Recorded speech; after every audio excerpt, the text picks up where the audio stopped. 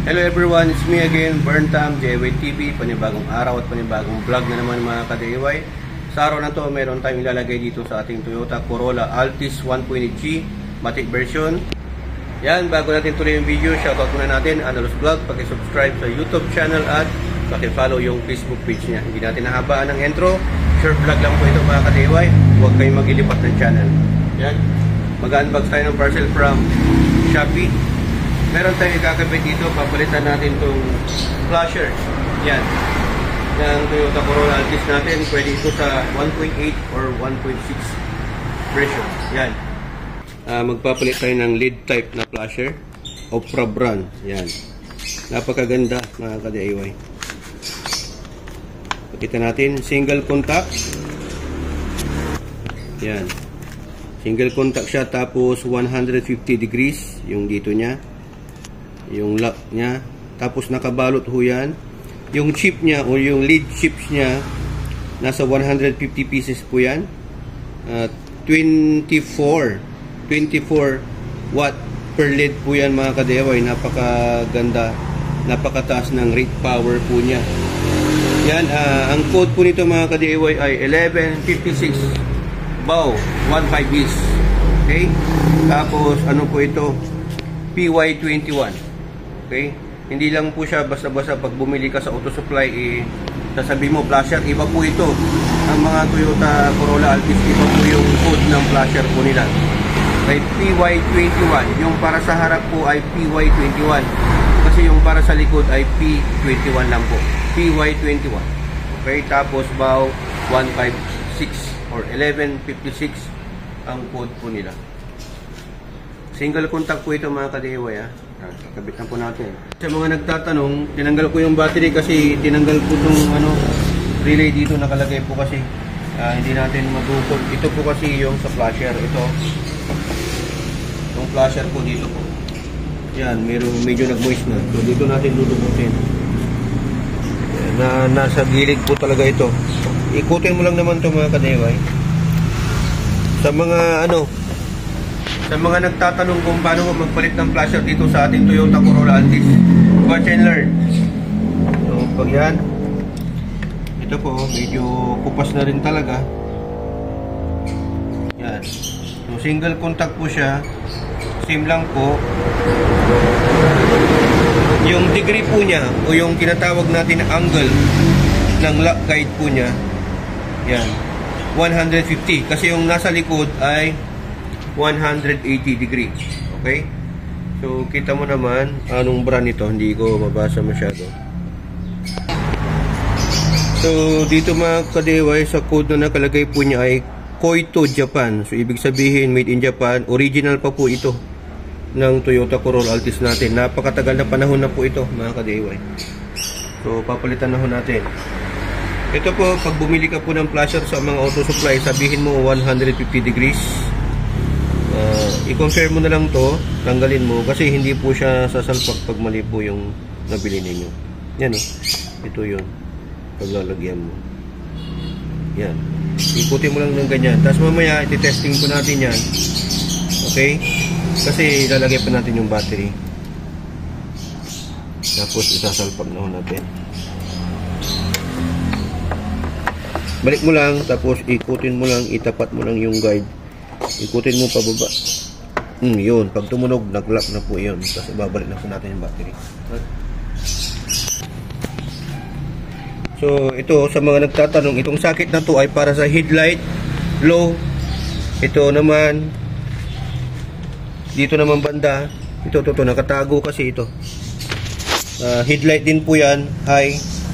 Tapos ito, flasher. Tapos ito yung adjustan ng headlight, up, low, side by side. Okay? Sa mga nagtatanong, ha? Marami kasing sakit yan. Magkahiwalay po kasi ang high and low. 9005 saka 9006 yung code ng mga yan. May separate video tayo yan. So, kakabit na natin ito. Kami drone mga ka-DIY, nailagay na po natin yung battery. Titesting na po natin. Tignan ninyo. I-fix ko kung ano yung diferensya nila. Kung gaano kalakas. Pakita mo. Yun. Kabila. Kita na ba? Isa pa. Outside natin. Yan. Napakalakas, oh. Tingnan niyo yung original. 21 watts parehas, pero ito yung ordinary bulb. Tapos ito yung LED bulb. Napakalakas yung flasher niya. Diba? Balikan natin yung isa. Ito lang din po yung mga kadeway sa pinakadulo. Ito, open to kaya hindi tayo mahirapan. Kita mo naman, no? Yan. So, inikot ko po ito pakaliwa. Ang paluwag po kasi pakaliwa. So, ito po, tanggalin natin. Original ko ito brand from Japan. Tago lang natin para may spare tayo. Pwede nyo magamit sa ibang sasakyan. Yan. Last but not the least. Mga ka-DIY, waterproof po ito. Okay? Kahit na mabasa po siya, wala akong problema. Yan. Probra. Napaka-tibay. At napakalakas. Yun. Grabe. O, diba? Napakalakas mga ka-DIY. Ano mo naman yung difference. Tapos ito, kapit natin. Balik natin. Diba? Ang lakas talaga nito. Kahit nasa malayo, kita-kita. Oo, kitang-kita. Yun yung importante para makita nila kung saan ka, pakaliwa, pakanan. Ganun. Kaya ho tayo nagpalit nito para sa ganun, yung visibility natin. Ano? Paglumray.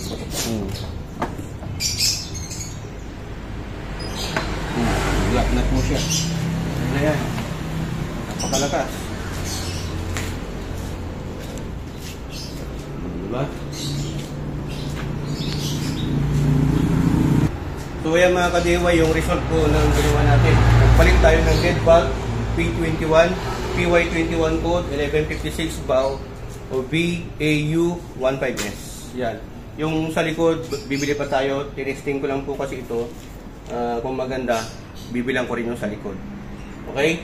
So, yung price po nito mga ka-DIY at kung saan kong store nilagay, binili, ilalagay ko na lang po sa description below. Nasa 700 pesos po ito. Yung pinakamaganda nito nasa 1,000 plus, nasa 1,500 ganun. Mas mahal, mas maganda, mas malakas po siya. Wala na pong hyper plus po ito mga ka-DIY kasi yung iba pag nagpalit ka ng LED bulb o LED type bulb, magka-hyper plus siya. Ibig sabihin, nag-error po siya. Dito, nagpa-flash siya. Kung sa likod, hindi, nahuhuli. So ito, wala naman po siyang ganun. Yan. Maganda po yung chip na ginamit dito. Yan, so lalagyan po natin din ito. Papalitan natin ito. Pati dito, sa courtesy. Sa door courtesy. Papalitan din natin itong mga to kasi naglolo ko na. So wala, dapat meron yan mga ka-DIY. Okay? Yan po yung brand niya mga ka-DIY. Opera brand. Yan. So yan. Meron din yung isa na brand na binili ko ay yan. Ito rin po. Magandang klase rin po ito ng mga LED type bulb. Max GTRS. Max GTRS. Ano po yan mga ka-DIY? US brand. Okay? Ito din sana ang bibilin ko na brand dito sa flasher natin. Kaya lang 1.5, 1.7 may kamahalan po talaga ito. Kasi US made pero maganda naman. Yan yung brand niya. Max GTRS. Ito binili ko to sa Amber para dito. Nasa 400 na to, 500. Dalawa. Pair na po yan. Lagi pong pair ang bibilin nyo po mga ka-DIY. Okay, 2 pieces ang ibig sabihin po.